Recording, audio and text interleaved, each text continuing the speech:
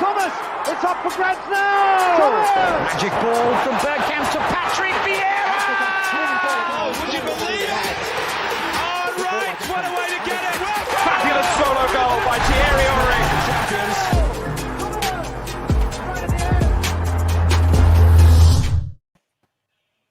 Good evening, everybody.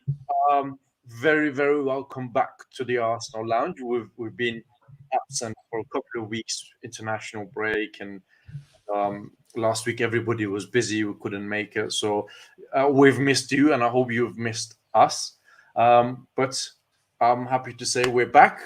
Minus Lev, he's got a facial injury that he's picked up in a football match, or what he calls football, let's say. So. Yeah, we're good.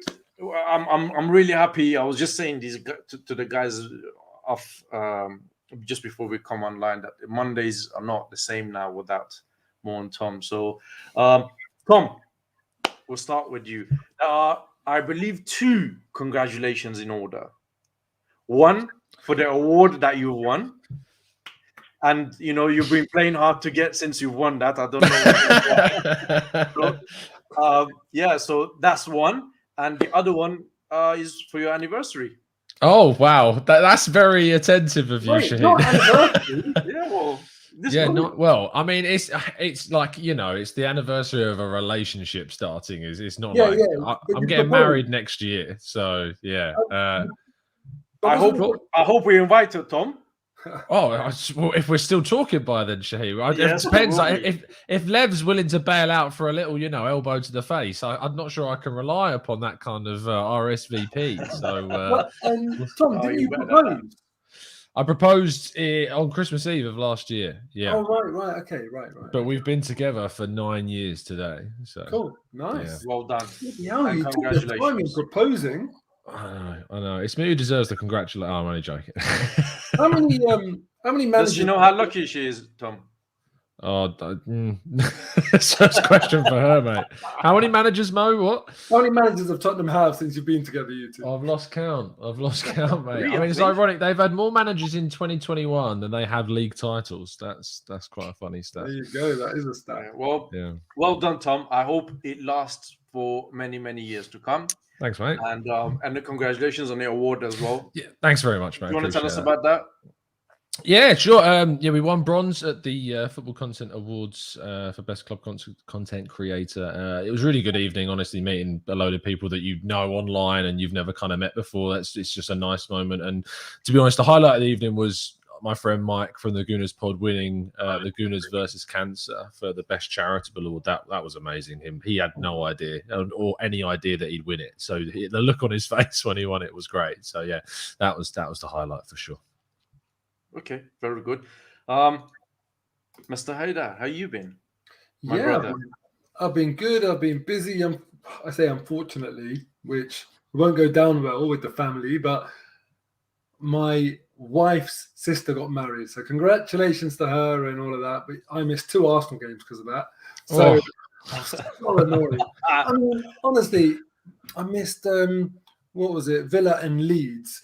And I was just like, man, couldn't these have been away games where I'm already struggling for tickets or something? Instead, it's 2 flipping games that I should have been going to. So I wasn't very happy. But ultimately, we've won everything. Football's been going my way. Cricket's been going my way. Arsenal have been doing great. Pakistan have been doing great. Tottenham have been doing awful. India have been doing awful. Man United have a few slip-ups. I'm just happy. The world of sport is just doing me wonderful favors these days. Very good, very good. I'm glad you're well and everything in the Haider household is good. Mo, what was your thoughts on a fantastic win and a performance? Look, I was very, very thrilled. Very happy. I didn't expect to win, so that's the first thing. Kind of feel like sometimes you come up with your predictions, right? And then you might predict 1-1 or we'll lose or whatever it might be. And then also go and win 2-0. And then it's like, well, hold on a second. If you predicted that wasn't going to happen, when it does happen, you must have some nice things to say about it. And it always gets me when people kind of predict negatively, which is fair enough. I don't mind that because that's just what they think is going to happen.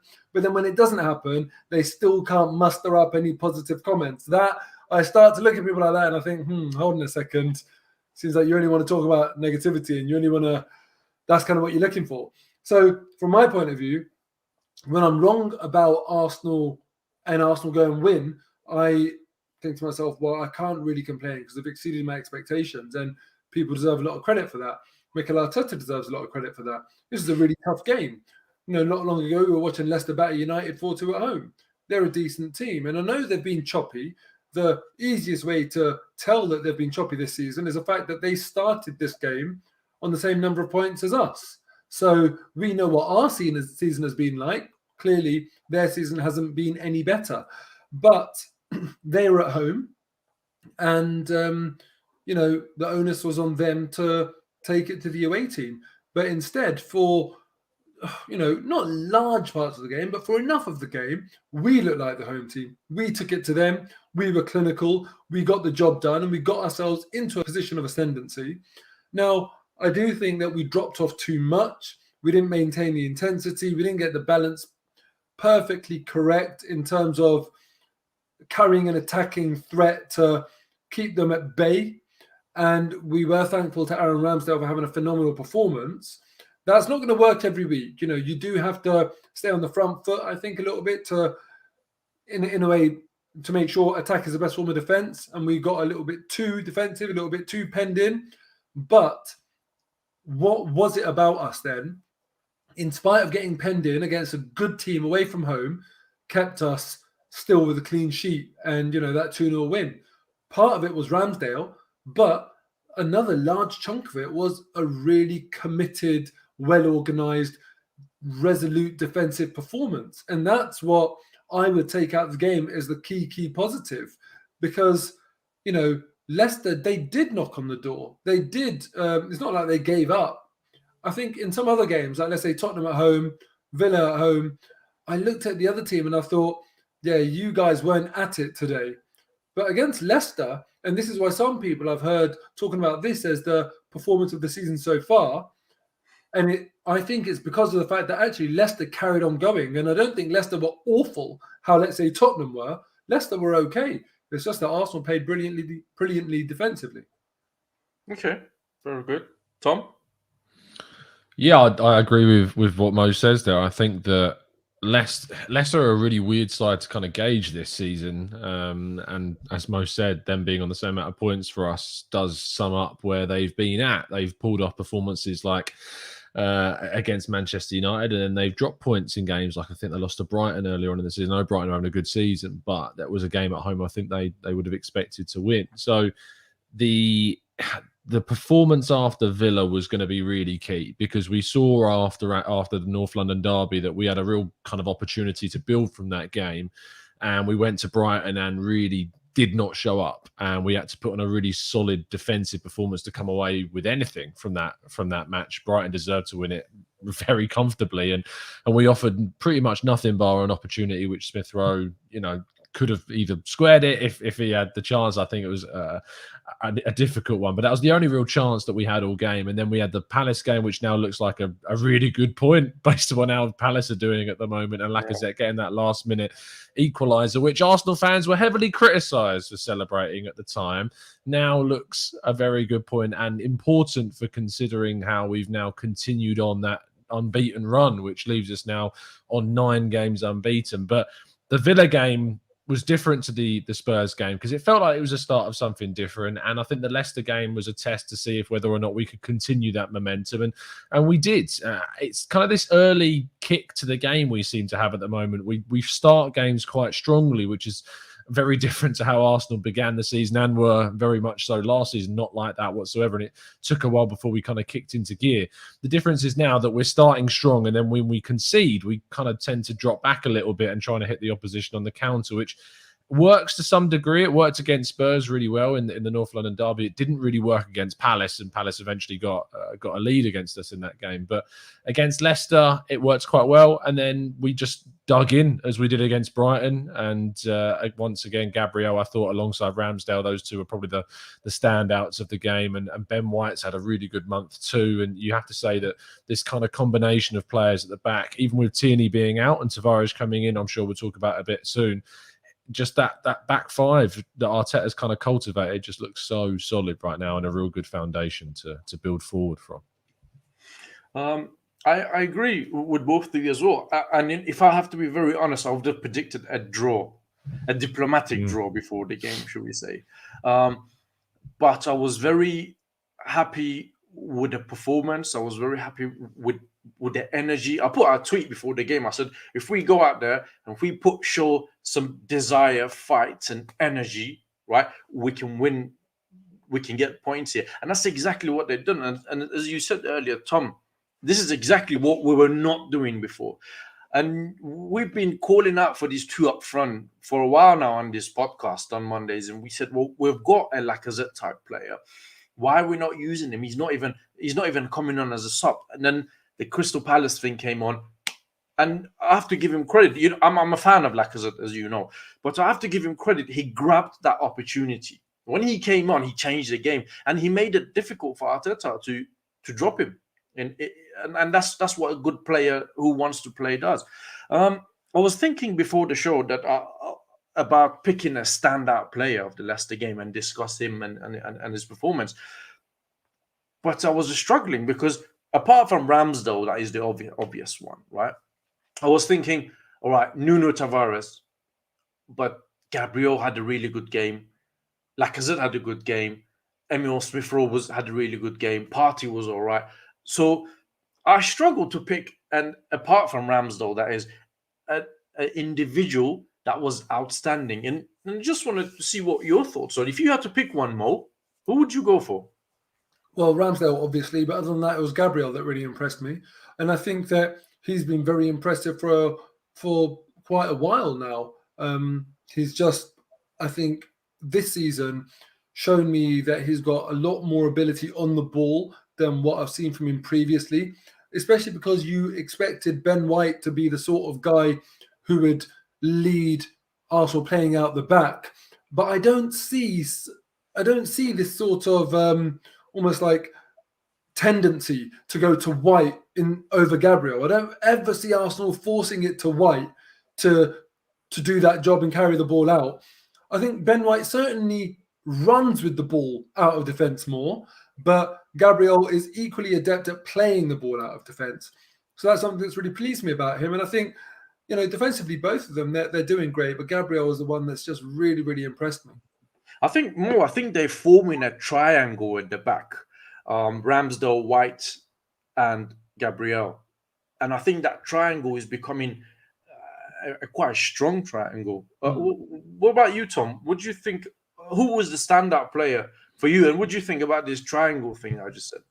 I think Ramsdale's the standout for me. I mean, you look at the saves he pulled off, the distribution during the game. It's difficult to kind of look past his performance, and I think he was rightly given man of the match. But Gabriel's been very consistent this season. I think that there was a few worries at the end of the last campaign that his kind of form had dipped, and we were worried if kind of like the positivity that he started the season off with when he signed was dipping a little bit under Arteta, and maybe if he'd lost a little bit that magic, but clearly he hasn't. And Gabriel is again proving to be, for what I think it was £27 million, a really good bit of business by Adu to get that bit of business done and get him into the team. And they've added to that with Ben White. And Ben White, I love the way that Ben White plays. I love the way that he's confident in taking out from the back. He relieves kind of pressure at times from the back line. I mean, I remember thinking if Rob Holding was in that situation, or Pablo Marie, or someone just like that hasn't really been up to standard for Arsenal at the back, Callum Chambers maybe, I never had the confidence when they're necessarily on the ball. With Ben White, I'm really calm when I see him in possession. I don't get concerned. I don't get worried about that. And I think that ultimately Arteta's kind of cultivated this back five, if you will, to play in a certain way, and he's got that foundation that he's building from. But I think maybe someone that's gone under the radar in the performance is Sambi Lokonga. I thought he was absolutely brilliant. I think that looking at the statistics, his passing combinations, he was involved in 3 of the top 5 most frequent. And what that means is basically is a passing combination is kind of number of times 2 players pass to one another. So in the game against Aston Villa, Emile Smith-Rowe and Nuno Tavares passed to each other 31 times, which was 14 more than any other combination of players that show kind of that combination between those two in the game.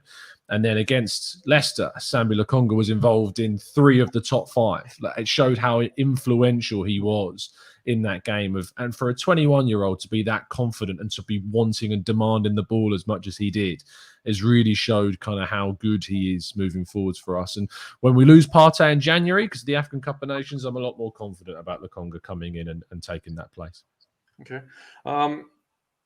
As you guys know, we're very fair here when we're doing this podcast. So we've criticized Arteta, Edu, and the board previously when they deserve to be criticized, and we've given them credit, as Mo did earlier today, when they deserved it. And this Leicester thing, I think Arteta does deserve credit for that performance, the way he set the team up, the lineup, etc. Mo, why do you think there are certain people who don't rate Ramsdale's save from that free kick? Because they're Chelsea fans. You need to listen. If you're in that position, Mo, right? When you've got a mic in front of your face and you're talking on a radio station, right? The words that comes out of your mouth, you need to have responsibility for them. For you to come out and say, "I'd only rate that save," I'll have to look at that and I think, is this another scenario of clickbaiting from the station? Because it's absolutely that. Because I'd rather listen to Peter Schmeichel who says this is one of the best saves I've seen for a while. And why is it like that? Why is it that they do this to us Arsenal fans? Do you know what the thing is, right? We take the bait, and I want to talk about it because the first thing I want to say is that look, Jason Cundy's opinion doesn't matter. It's not that he didn't rate the save that bothered me. And in fact, actually, we say he didn't rate the save, but actually he did rate it because he himself said amongst all of his attempts to make out like it wasn't a good save, even he himself said it's a good save. Direct quote from his tweet, it's a good save. So the point is, what the thing that I wanted to make is that they're reaching so much on TalkSport and Jason Cundy or whatever to try and diminish it that it just really shows up their own lack of intelligence. Peter Schmeichel, he tweeted, "That's the best save I've seen in years by Ramsdale."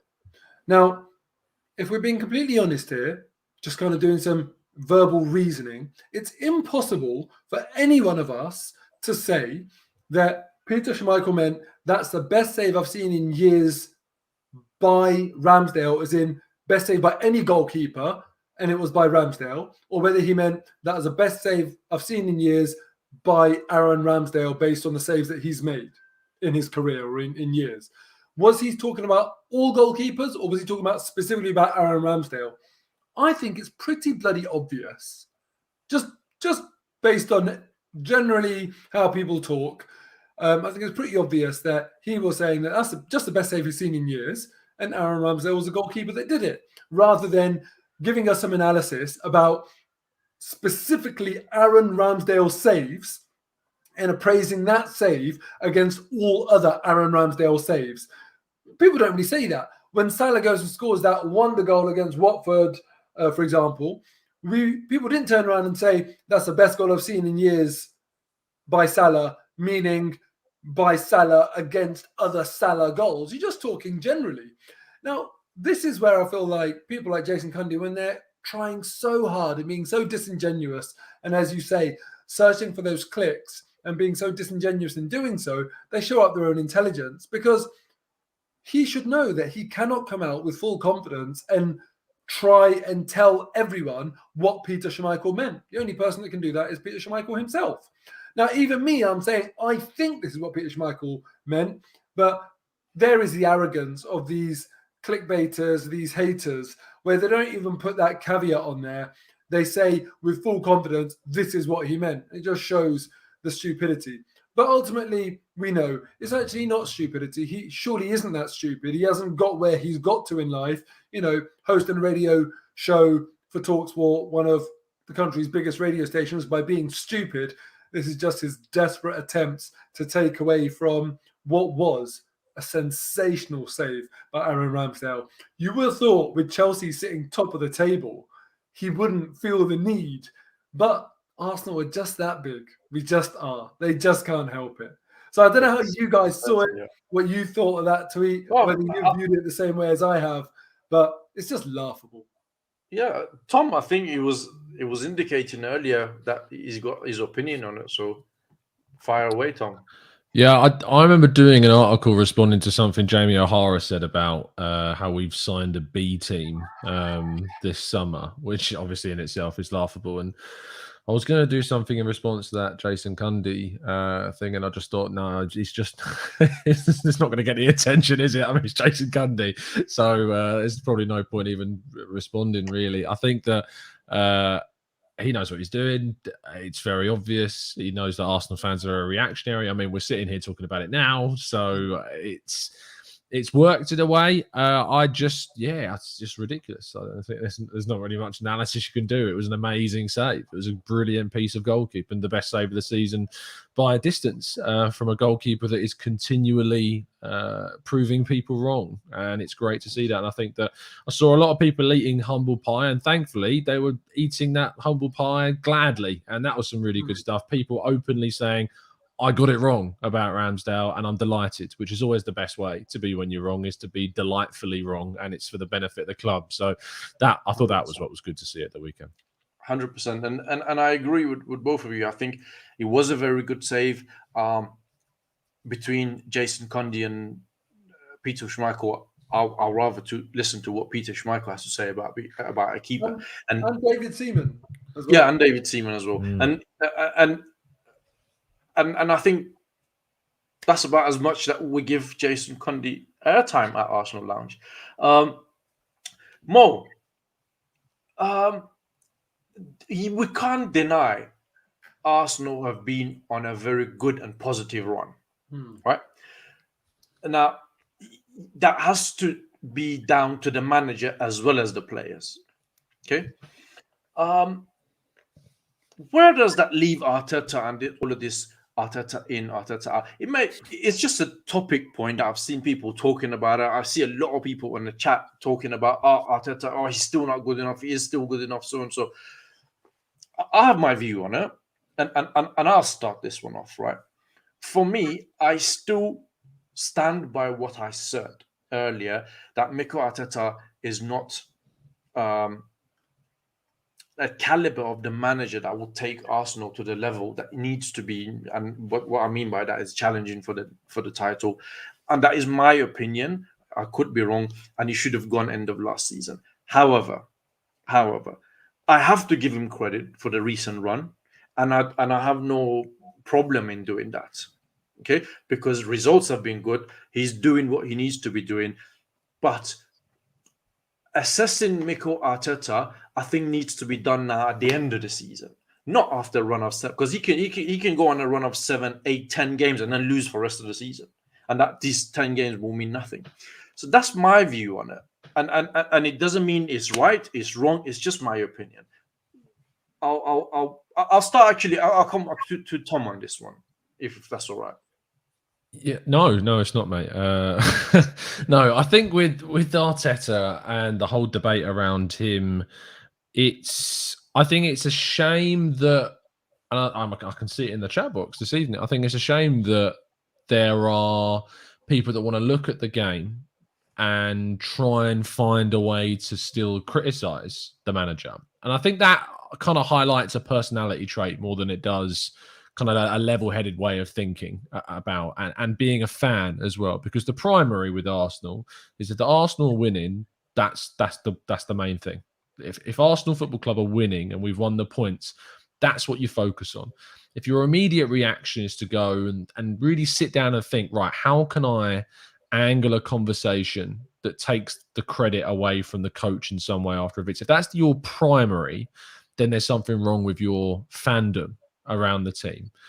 I think that, and I was with you, and still am, Shaheen. I think that I'm with you in the sense that I'm still yet to be convinced to get back onto this Arteta train. I jumped off after Villarreal, as you very much well know, and I said that I want to see consistency. Now, the easy response would be, well, we're 9 games unbeaten. That's consistency. Why are you not back on the train? It's because I haven't yet seen the consistency in performances that I want to see that's going to convince me that it's sustainable. I think if you look across those 9 games or 7 games in the league that we're unbeaten, the genuinely good performances in those 7 league games, the first half against Spurs, I would say the first 60 or so minutes against Aston Villa, probably more than that, actually, to be fair, and most of the game against Leicester, especially both in the attacking and defensive thirds. So there's 3 games amongst 7 where I'm convinced that there's some good performances in there. The games against Brighton, Crystal Palace, Norwich, Burnley, those games, there are a lot of questions surrounding those performances, and we talked about those on the show. I think that if I'm going to get back on this Arteta train and be convinced that a change of coach is still not the right route to take this club, as you say, to that elite level again, it's going to be through seeing the performance that we saw against Leicester, Spurs and Villa in those specific periods on a consistent basis. We play Watford, another really good opportunity to show what we're capable of, an opportunity to show how we can dominate a game for more of the match as well. And when we go to Anfield. Now, I'm not expecting us to win that game. In fact, I think we're going to lose, and we're going to lose quite comfortably against what I consider to be probably the best side in Europe right now in Liverpool. I know they drew at the weekend. I think they've got the best player in the world. I think they've got the best manager in the world. I think they've got everything that they need to be to win the title this season, without a doubt, with Van Dijk now back in the team and Conte being brought in too. So if we lose that game, I'm not going to lose my head and suddenly go, oh, look, there you go, I told you so. Arteta's not the right man for the job. I'm not going to sit here because it's Liverpool at Anfield and they're very good.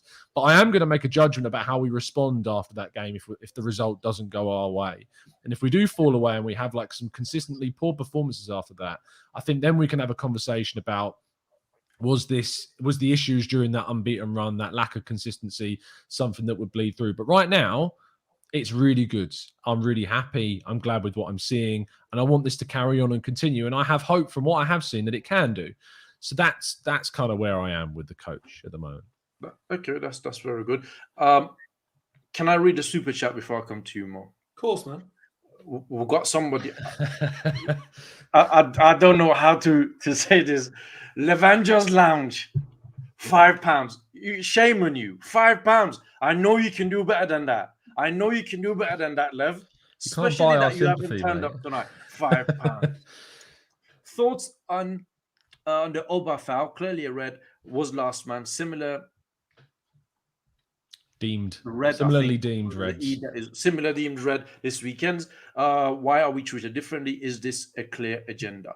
We'll park that for a bit, and I'll come back to this one. You wouldn't have parked that, Lev, if it was a tenner. I'm just letting you know. Well, I wouldn't have. No, I wouldn't have. And there's another one as well from Cliff. Thank you very much, Cliff, for your kind super chat. Spot on, Tom. I am Arteta out, but would never find a way to slag him off when he gets it right. But I'm not popping the champagne yet. Early doors.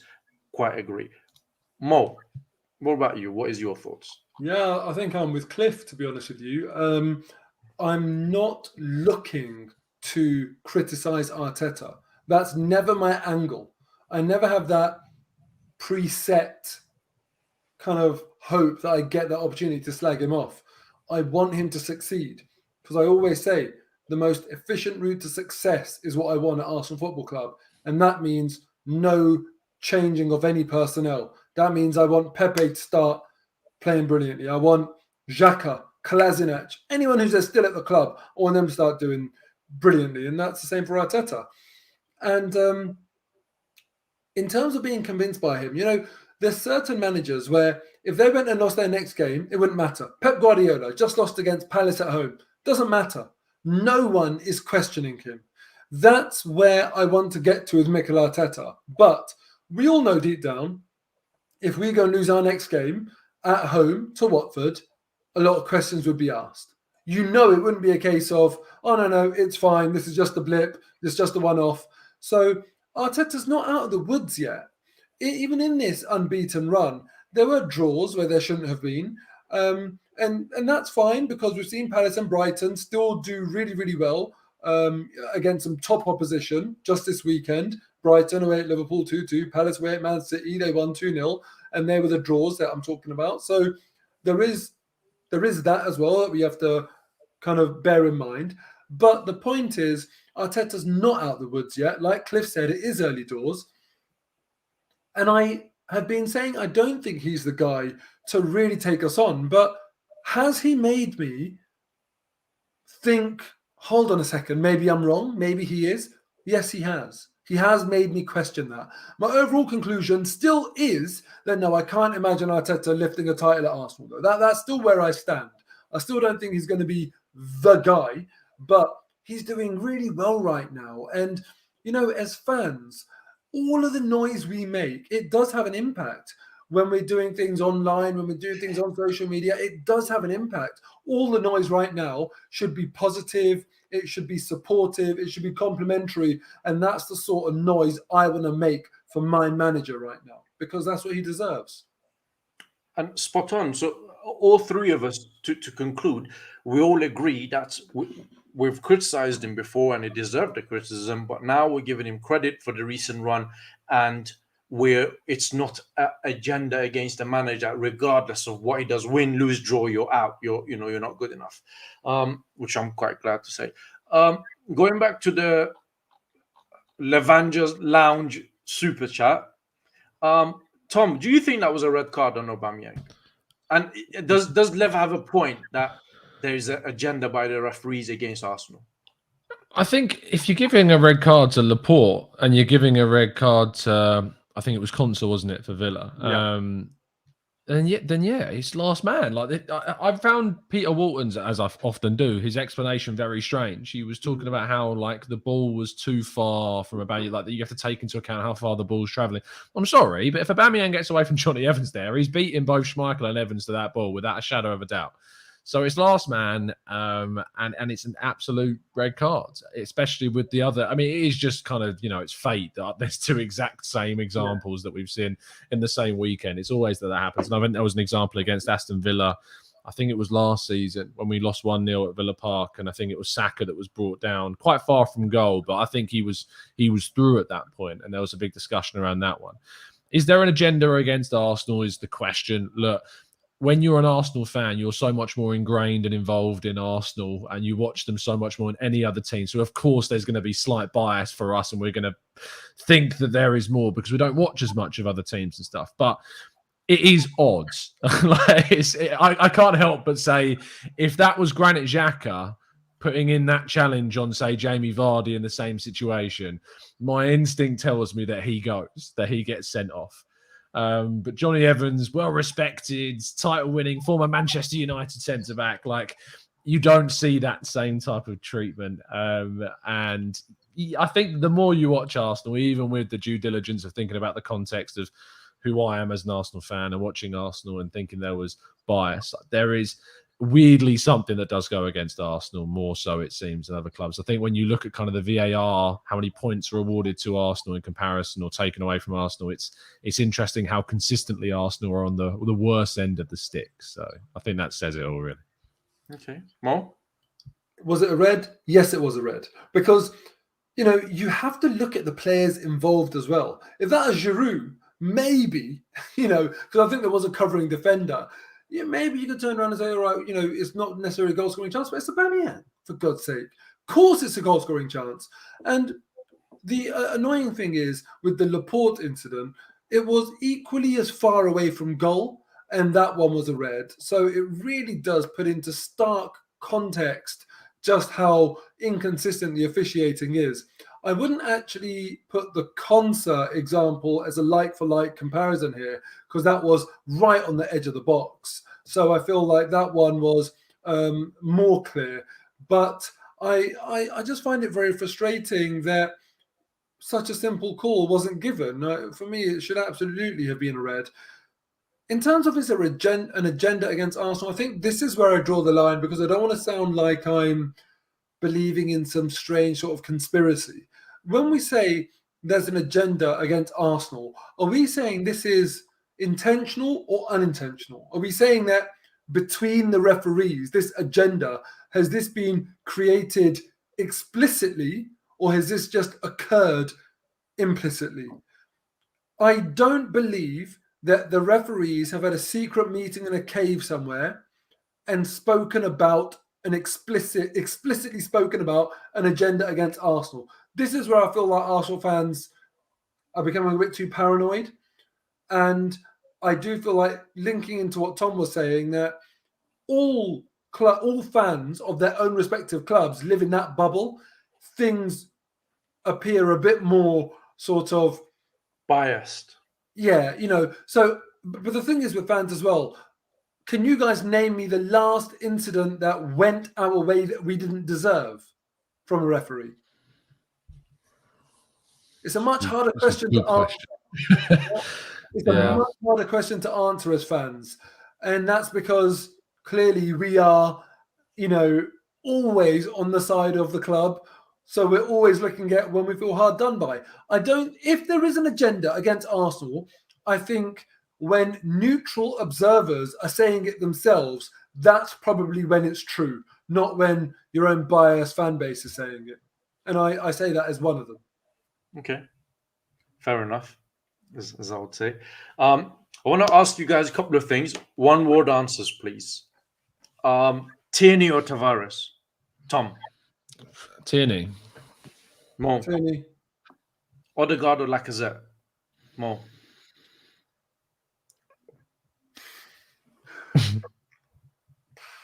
So obviously you're talking about the number 10 role.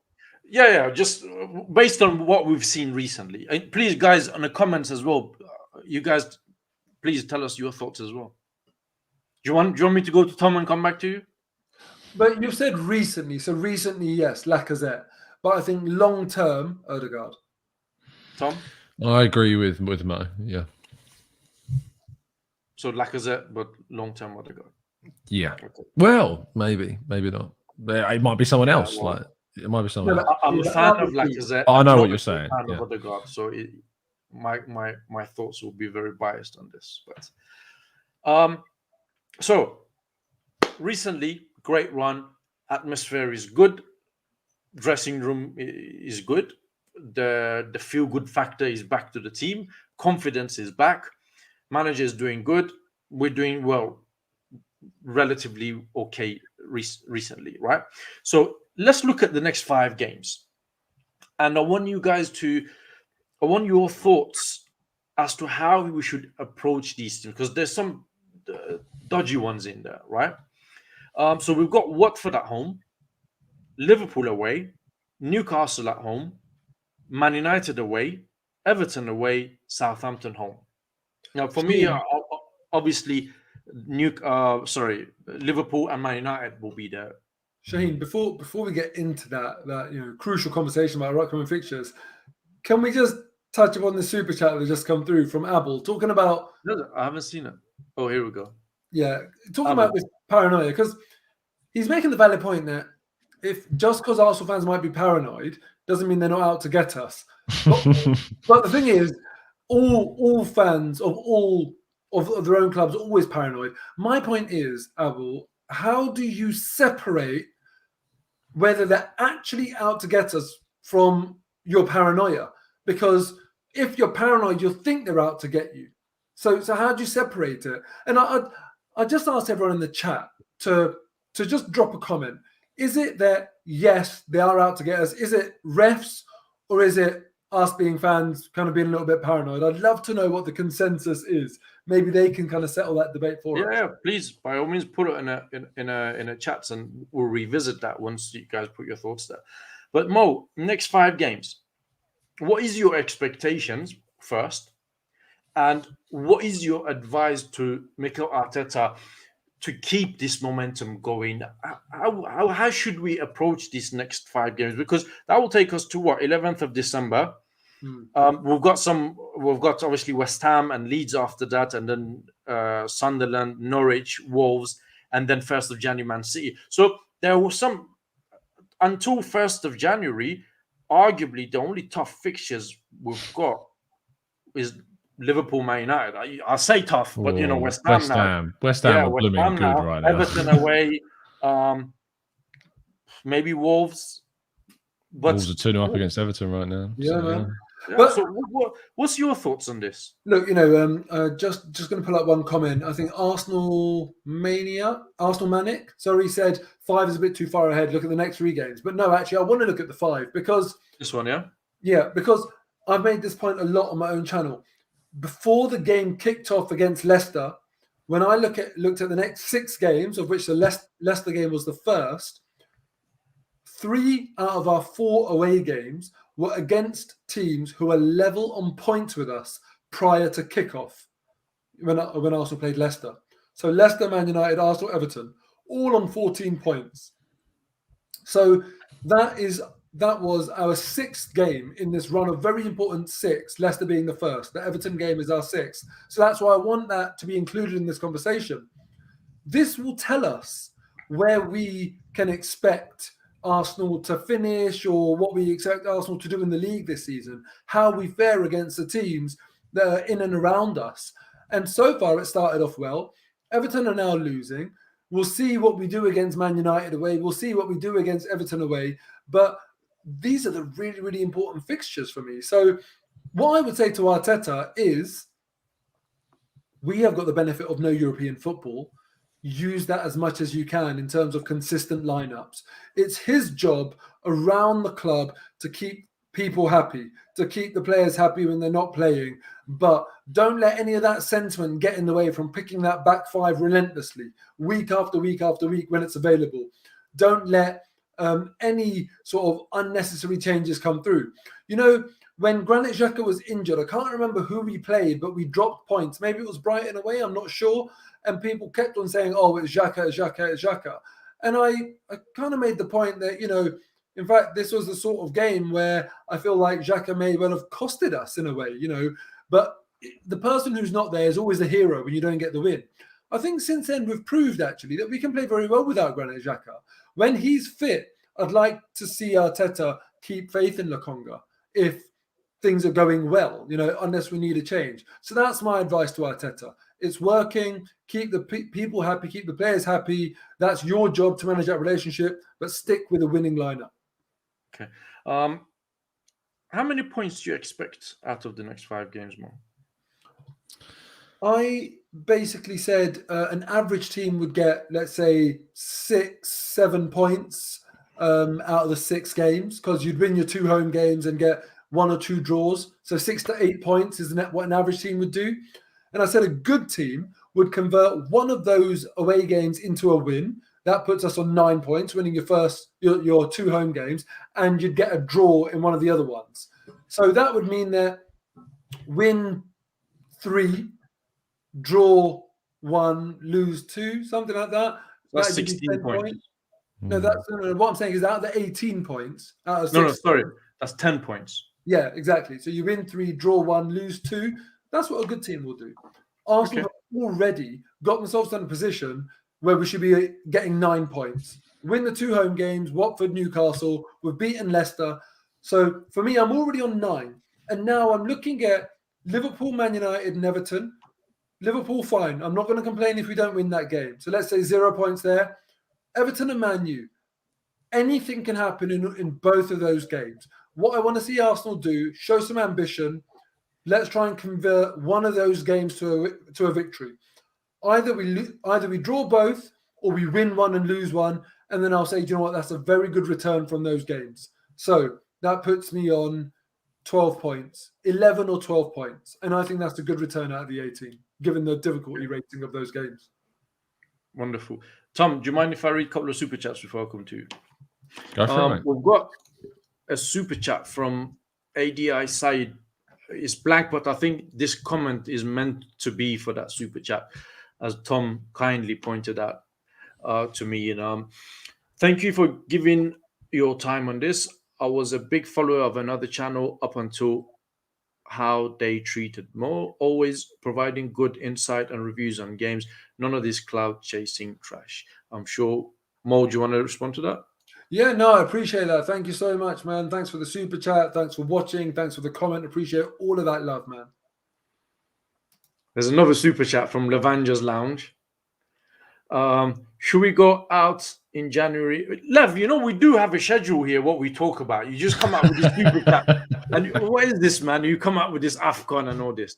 Should we go out in Jan from midfield cover to accommodate AFCON, or do you feel we have enough internally? If so, who would you have in? Just before you answer that, can I put a question to you as well? And I need a one-word answer. Right? Do you think it's acceptable for Lev to be on the chats and not on the show? No. Mo? I don't know the full information. It's so So I'm going to be diplomatic. fair to my brother Lev. Listen, there could be things we don't know.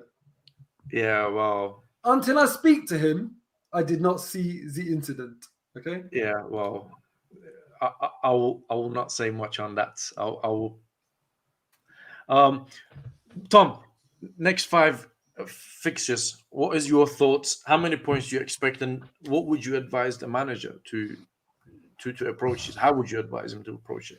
Just more of the same. I think it's pretty simple on that kind of line of thinking. I think we just need to play consistently and do what we've done against Leicester and against Villa, like stay strong defensively, look quite good in attack, really hit the front on the first kind of 15 to 20 minutes, try and get an early goal. If you can't, then you may have to dig in and hit on the counter a little bit later on in the game. But, you know, you just need to kind of keep up that consistency. I think there's a real kind of togetherness and real positive social side to this team at the moment. So I think that hopefully will carry us through. I just hope we don't get back to that kind of Arsenal arrogance that we saw, where we would go into that game against Watford this weekend where the mindset of the team in previous seasons might be, well, we're expecting to win this game. Like, we feel like we've got this game won before it's played, and not in the sense of like the Invincibles were going to games knowing they'd won before they'd even kicked off. It was a different kind of arrogant feel about it that then cost them, because it was, you know, they were naive in games.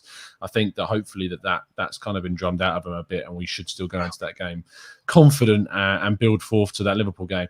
In regards to points, from the next, 6 or 5? The next 5. Do you want me to read them out for you? No, I've got them in front of me. I think, look, the home games are absolute have to wins. Like, if you drop points in those games, then that's poor. The Liverpool game, if we get nothing from that, I can't complain. I agree. I was having a discussion in the chat box, actually, just kind of talking about what defines the performance. And look, I want to see us go to Liverpool with a display. I thought we actually were in the game for quite a long period last season at Anfield, and it was only kind of a few flashpoints of Liverpool that they got those goals. And I know that for a long time we've gone to Anfield and been battered. I remember the Emery era at Anfield was never good. So it's kind of improving that performance at Anfield and hopefully nicking something from that game if you can. But if not, look, we move on to the next one. Man United and Everton. With the way Everton are right now, we should be going to Goodison looking to win that game. We have to go to Goodison looking to win. But before that, you've got Man United. Now, no matter how we look at Man United, the amount of times we've gone to Man United when they are awful, when they have got injuries, when they are never expected to do anything and they still get one over us, it's ridiculous how many times that happened. And if you think back to last season, we had a brilliant midfield display from El Neni and Partey, and we got a penalty. But if it wasn't for that penalty, we weren't winning that game because we weren't creating any clear-cut chances at Old Trafford last season. So I hope for different. I hope that Arteta's kind of, jinx over Ole Gunnar Solskjaer continues, should he still be in charge by then, of course. But I think you have to go to that game hoping you can get something. Because if you want to get top 4, which we never thought we'd be in a race for top 4 this season, but it genuinely looks there's an opening. It's up for grabs this season. And if you want to go for top 4, I think you have to be looking to get a result against the other sides in and around. Now, we've done that against Leicester. I looked at Villa as a side that they wanted to be up there. They've really fallen away after losing Grealish, but we got a good result against them. We have to go to Everton, who are another side that want European football. We have to go to Man United, and we have to try and win those games if we want to be thought about as top 4 contenders. I've accidentally blocked Lev. Oh, no. I thought I can block him and then unblock him again. No, you'll have to go into your settings now on YouTube to unblock him. Why don't you quickly do that, Shaheen? And he's gonna have me flip off this show. Go into your settings and do that, because I want to ask everyone to do me a favor, right? Lev said in a comment that if we get this up to 150 likes, he will show us why he's not doing the podcast today. And I'm mad curious, because... Well, I'm sure he's watching. Why didn't you come on, man? Just come for 2 minutes. But he said he'll do it, but we need he to... He can't now. You blocked him. He can't get on. He can come on. He can come on the stream. But we need to do what he's asked and get it to 150 likes. So look, people, I've gone and liked it. please, you're watching it already. Just scroll down. It'll take you 2 seconds. Just drop a like. We're on 73. We basically need to double that. So don't leave it to everyone else who's watching. There's almost 200 of you watching. Please just give it a quick like. I'm desperate to see what it is that's made him so shy today. He comes back with the Arsenal lounge. Lev, man, publicly, I'm sorry. I thought I can unblock you because you know how I take somebody off, and then I'm sorry, man. I didn't mean to block you like that. But guys, we can't end the show and not discuss what's happened. In the Premier League today. Obviously, the Spurs manager gained the sack, and Antonio Conte seemed to be set to take the job. How would that affect Arsenal? So that's one thing I'd like your opinions on this. Is he gonna? No, not how would that affect Arsenal? That's wrong. Is he gonna be able to improve Spurs and turn them into a good team? And then that obviously then they will automatically challenge Arsenal. Another link that I've seen today, I don't know if you know much about this, Tom, or not, but I've seen Unai Emery being close to Newcastle job. Yeah. So we'll start with you, Tom. What's your thoughts on these two matters? Yeah, I'll start with Unai Emery because it's quicker. The links with him are coming from very reputable places, so that's a genuine thing. I'd be really interested to see how it goes. If that's the case, I think that's not. If you're Newcastle and you're looking for a manager, I think that's probably a good pick for your first try in this new era. I think you can get wins in the Premier League. He was 1 point off top four under Arsenal and got into a Europa League final. I have a lot of criticisms about the way in which that season ended and definitely the season afterwards. I don't think Arsenal was ever a good fit for him, but Newcastle, it very much could be. So that's going to be intriguing, but it's a complete unknown as to how he'll get on there. So it's difficult to kind of predict that one. The Conte stuff, look, I'm seeing a lot of conversations around this that I saw when Mourinho was being linked with the Spurs job. Like conversations around it, he's a proven winner, he's won titles and trophies wherever he has gone. The same exact conversations are coming back up again. And Mourinho, for the first time in his career, failed to win anything at a club because it's Tottenham. And Tottenham don't win things. It's just they're great at it. They're great at very few things. But if there's one thing they're great at, it's not winning things. So hopefully that will continue with Conte, but you shouldn't, we can't be naive and ignorant to his quality as a coach. And I think if Arteta had gone and you were offered the chance to sign Antonio Conte as Arteta's replacement, I think most of us would have said yes. So he is a good coach. Whether he fits what they have and whether he'll mesh well with Daniel Levy is a very, very different thing. But look, you have to respect it, as in him, not them, but respect kind of that appointment and, move on and hope that it fails just like Mourinho did. And that's the hope for sure. Mo, what about you? I love the objective analysis by Tom there. That's all I can do. This is the Arsenal lounge, but I just love it. In every sentence, you get this like poetic laced hatred for Tottenham. It's just I love it. It's just there. You can't. I love it. Look, Conte is a brilliant manager. He really is. I think that he's underrated, underappreciated in terms of what he's done, even in English football, never mind other places. But whilst he's good, Tottenham are even better at being absolutely pointless.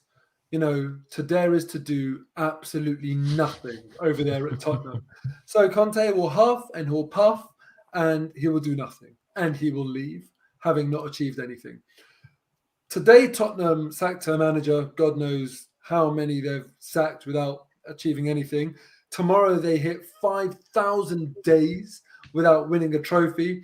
The day after that, they'll probably announce Conte.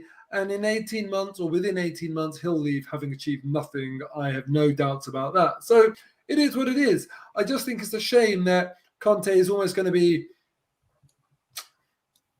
sacrificing, ruining his reputation as a manager that achieves things. But what I think is really interesting is the length of contract. 18 months is what we're hearing. Now, I wonder if that's led by Tottenham or Conte, because if, for example, Conte does well at Tottenham. Let's say, for example, Obviously, a trophy's not going to happen, but he leads them to Champions League qualification or something like that. He's going to have Daniel Levy by the absolute cojones in 18 months in terms of a new contract. Can you imagine, after the stupidity of Daniel Levy to get rid of Pochettino, go with the Mourinho experiment that we all knew was going to implode?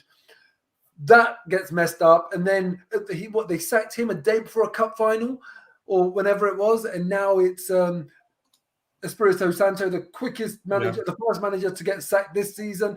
I mean, they're an absolute joke. Can you imagine what Tottenham fans would do if they get Champions League football, they have a really good season, then in 18 months, which is at the end of next season, Conte leaves because he's saying, fine, give me 15 million a year or something.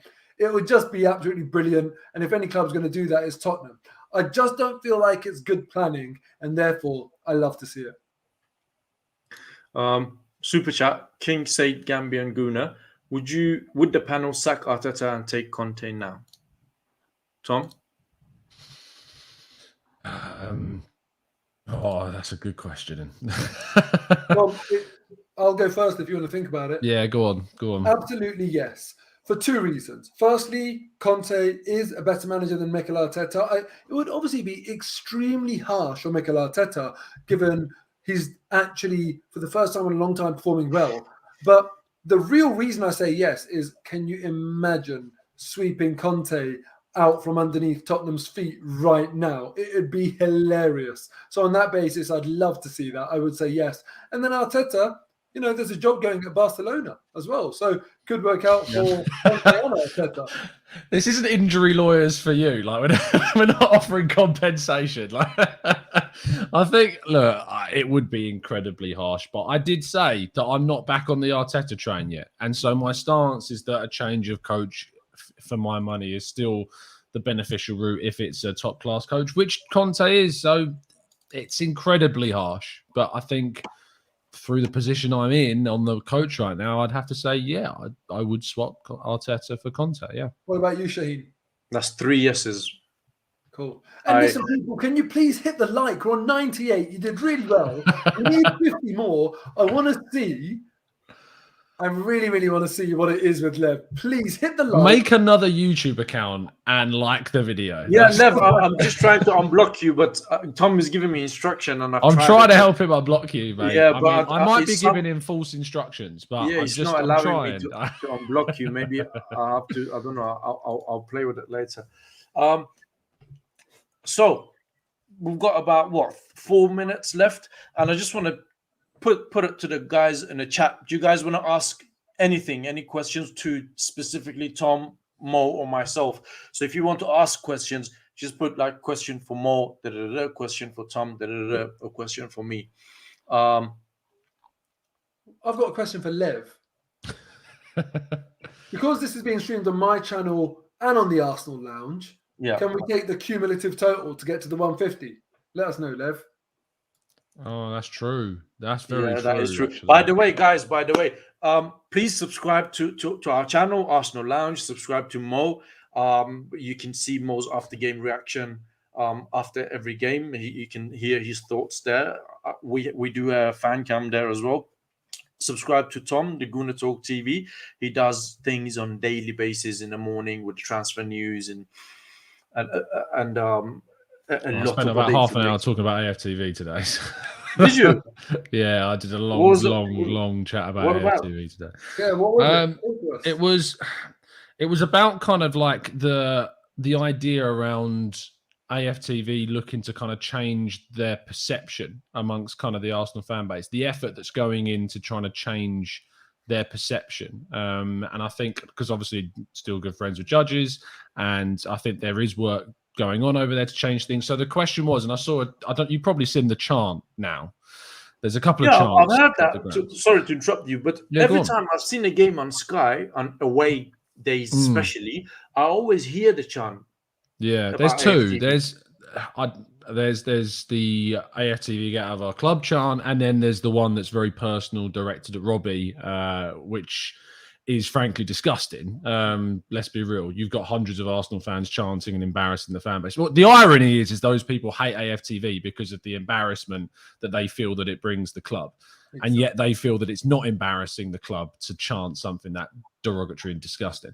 So the whole idea was, though, is around can AFTV change their perception? And does that kind of, from all of the criticism that the channel's faced in the past, or some of the very abusive things that have been said on fan cams and on certain videos and the controversies that have also, as obviously Mo, you're very much well aware of, that have happened.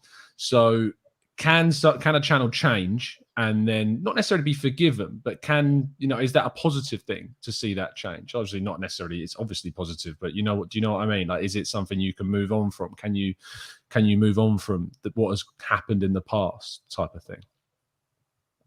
Mo? Yeah, interesting. Well, I think AFTV, unfortunately, has lost its essence. And when it was set up, it was by the fans, for the fans. It no longer is.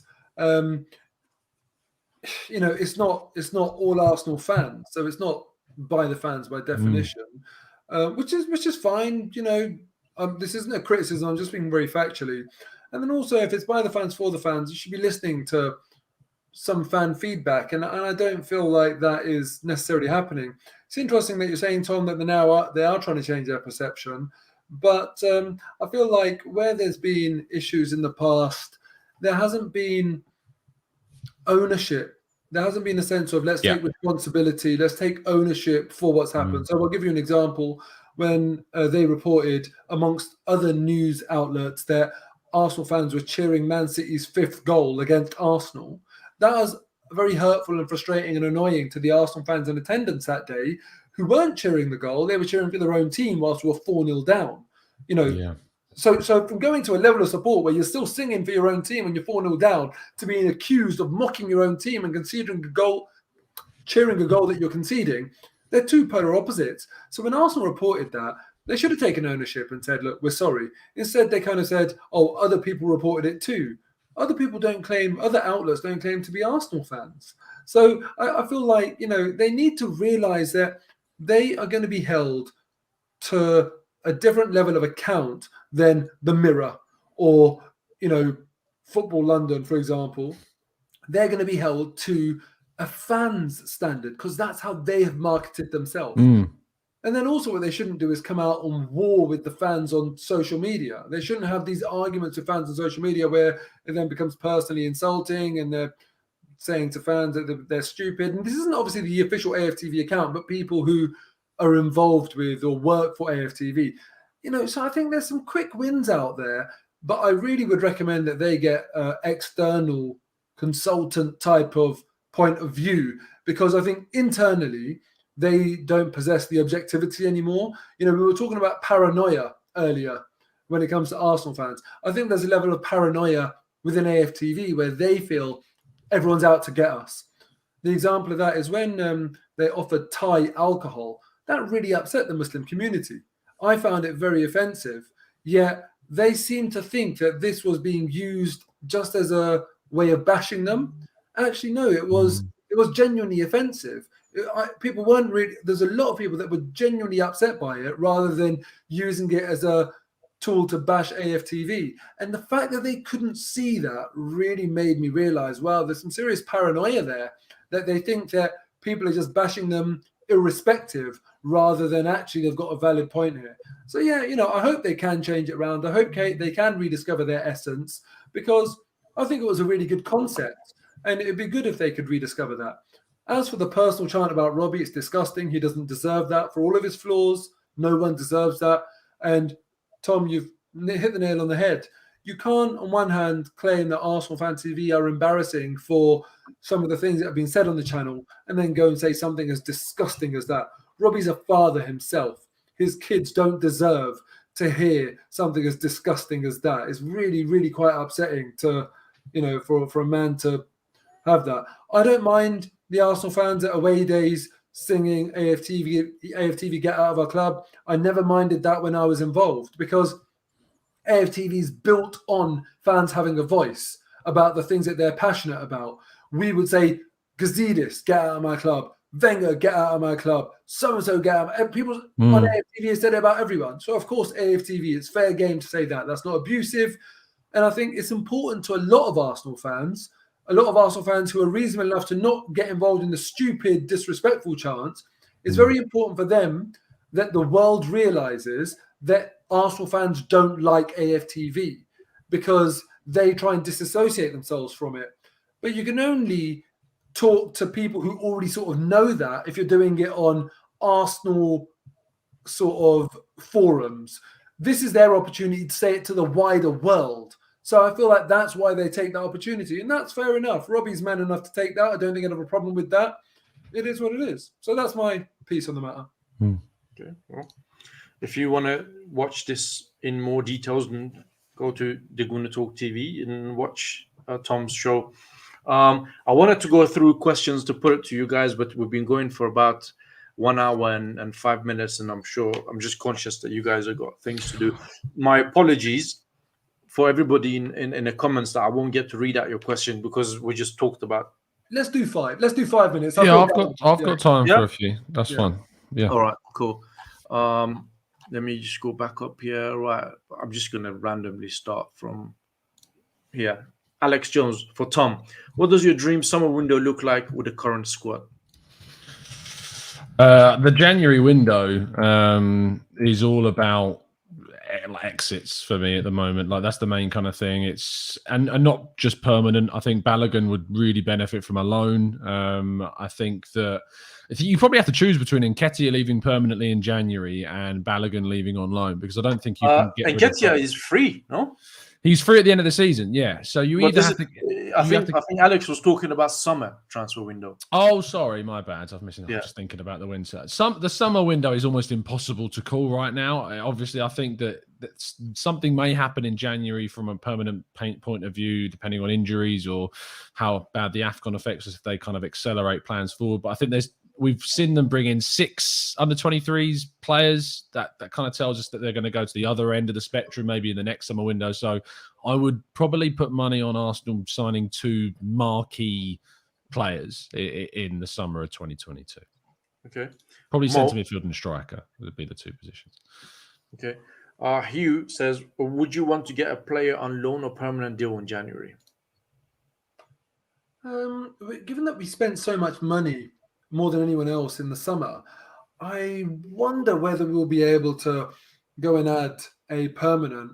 But given the AFCON impact, I would like to definitely at least, get a loan deal through the door to make sure that we're adequately covered. Okay. Another one for more thoughts on Emery to Newcastle. It would be very, very interesting. It really would. Because not only is it Emery to Newcastle, it's Emery and a ton of cash to Newcastle. So is he the right man to trust with all of that money?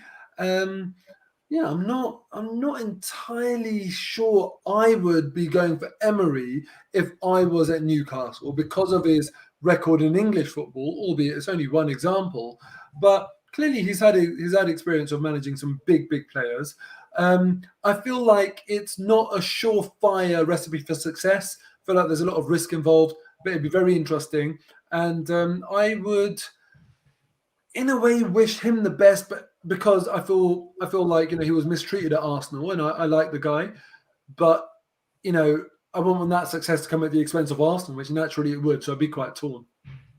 Okay, Tom, question: what are you guys' genuine expectation of the squad this season, league position wise? I'm saying top 4 due to no European football.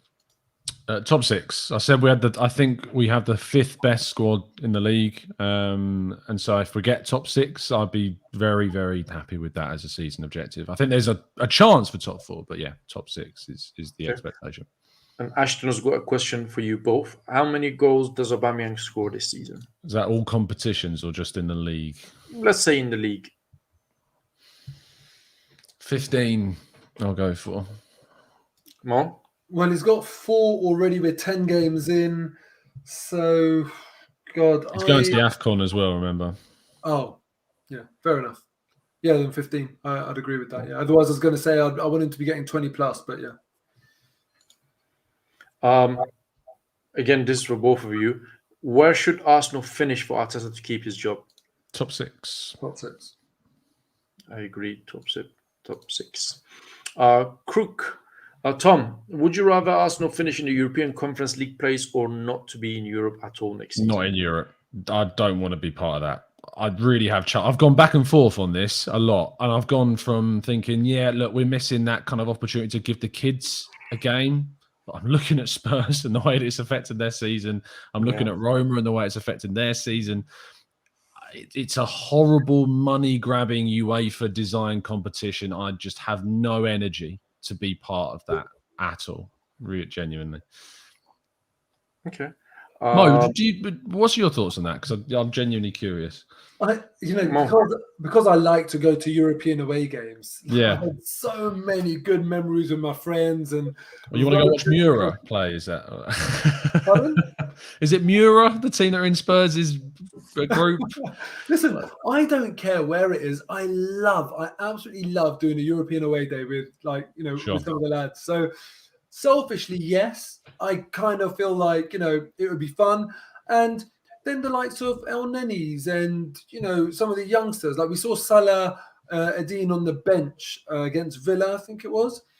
It was in the League Cup against Leeds. I'd love for players like him, Balogun, to get more minutes, Patino to get some minutes. I'd love players like them to get some minutes. And we have to take the cup competition seriously if we're not in Europe. So this could potentially be a good way of them getting some good first-team football. So I'd probably go for yes, provided that we don't actually care about winning it. And it's more about, I get some fun away days and the youngsters get some much-needed minutes. Can I ask you guys something? I've always wondered, when you do away games, do you do day trips or you go and stay over? Depends where it is. But if it's like Palace, I'll just go. European ones. Oh, sorry. I've not done a European one yet. So, well, look, let's say this then, yeah. If we get the Conference League, the Arsenal Lounge go on tour. You're going to treat me to a trip to Eastern Europe for a trip to Mura to watch them play. That'd be great. We're doing it. Well, it would be.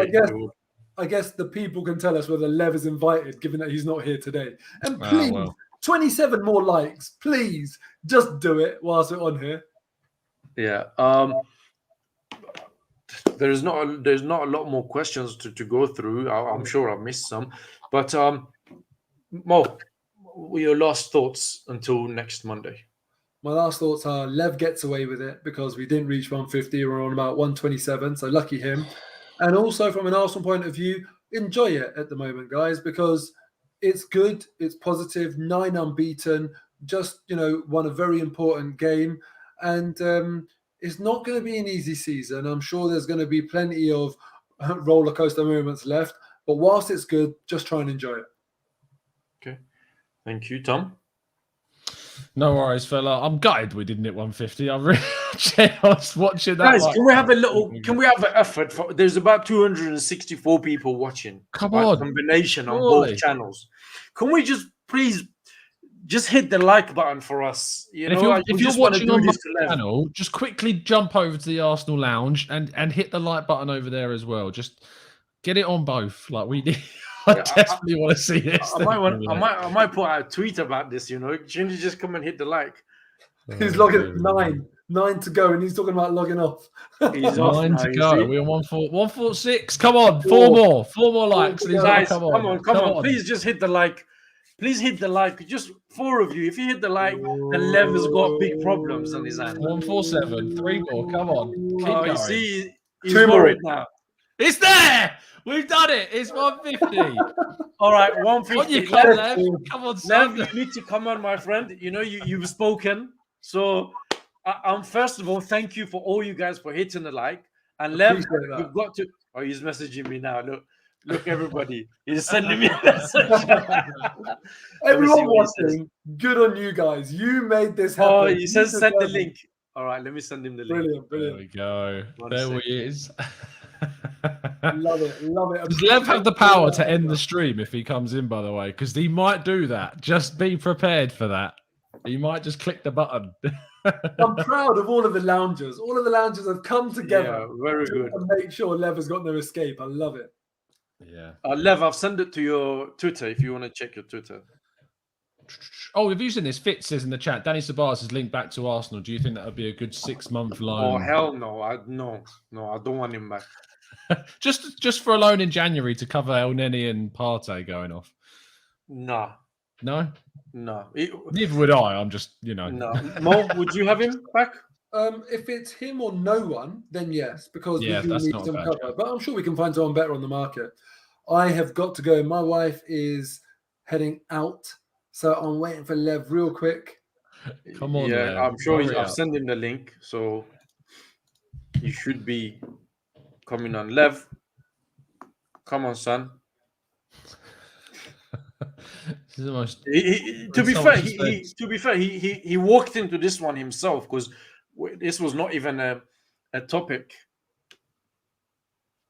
Yeah, he says I can get on, or can't get on. Oh, is he? He can't. He's saying in the chat he can't get on. This is a load of rubbish. Yes. He's lying. All right, 1 second. He's lying. Or he can FaceTime you. Yeah, there you go. Yeah, we'll find a way. FaceTime him. I've sorted that out. 1 second. That's the backup. Is it because you had him blocked? Is that why? No, I don't think so. Johan says he's bottled it. Harvey reckons we should bring back Kim Kallstrom in the chat. I mean, that would be a hell of a move. Flo says Lev's still partying for Halloween. That's why he's not been out. Maybe it's all the makeup he had on for his Halloween costume. He can't get it off. He didn't have a makeup. He just had the mask on. Oh, Maybe he really? was trying to, hide the injury there as well. Maybe that's what it was. But he should be coming on now. So I've just sent it to his phone directly. Oh, the suspense here. I'm looking forward to this, man. Oh, here we go. Here we go. Oh, here we go.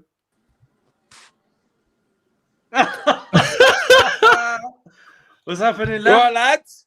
Call me a bottle job, yeah? Come Thanks close. for 150 likes. Can we have a look Check at that side. Oh, wow. the good old injury, Wow. mate? Can you see it? Yeah. That's a proper How black did you- eye, man. How? Perla.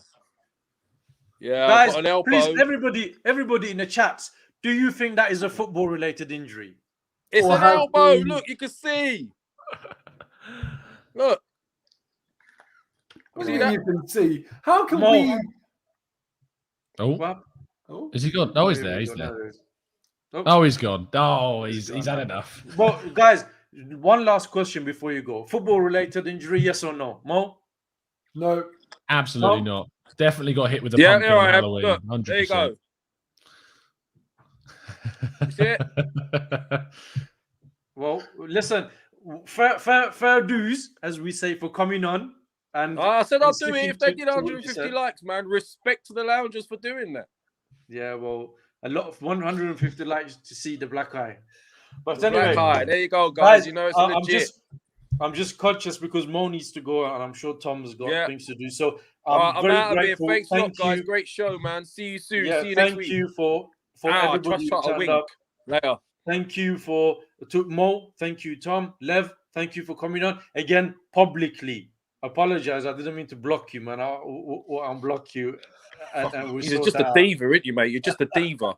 No, I thought he's one I'll of see you those later. block and Mo, unblock love you. Tom, kind of love you, thing. man. Oi, love the size of that mic. Love it. See you Thanks, later. mate. Right. That's an All right, There's an exciting obvious mic. joke wonderful there. evening. That is one excited mic for this weekend. I'll see you lot later. Peace out. All right, later. Guys, thank you very much for coming. Thank you for watching.